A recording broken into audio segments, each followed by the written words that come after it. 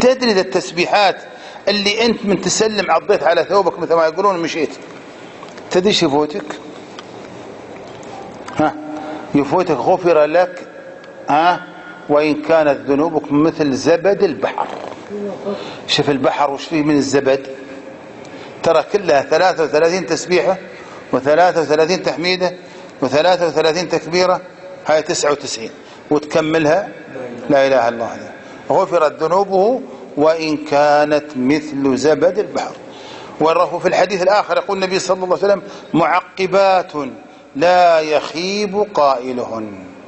وشوفوا إبليس يحسدك على الدنيا والآخرة، على الدنيا على الآخرة. شوف حسدك على ذا التسبيحات اللي بعضنا قد لا يعبأ بها، وعلى الدنيا تدرون ايش حسدك فيه؟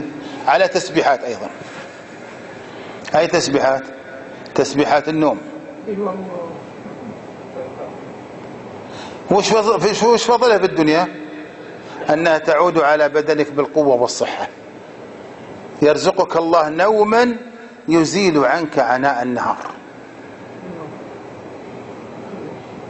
ليش؟ منين أخذنا هذا نحن؟ لما اشتكت فاطمة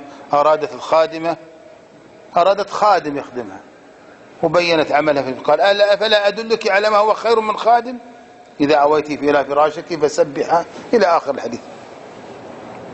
شو يسوي إبليس لما حسدنا على دنيانا حتى على مصلحة الدنيا؟ وترى انتبهوا، ترى إبليس مو بعدو للمسلمين فقط، عدو للناس كلهم، وليس عدو للناس كلهم بس في مصالح الآخرة، حتى في مصالح الدنيا. يخليك ترقد عن الدوام، يخليك تغيب، يخليك تتكاسل عن العمل، يخليك تكثر الاستئذان، يخليك تتكلم في رؤسائك وفي جهة عملك، حتى وشو؟ حتى تكتب نقطة في ملفك، حتى تنقل نقل تأديب، حتى تفصل من عملك، حتى إلى آخره. خبث عظيم فيه. فيأتيك بعد الصلاة يذكرك حاجاتك وأشغالك ومواعيدك حتى ما تسبح ذا التسبيحات. ويجيك عند النوم وينومك كما جاء في الحديث، يقول تعبان الليلة خلها القابل يسبح، وكل ليلة نفس الشريط بيعود عليك.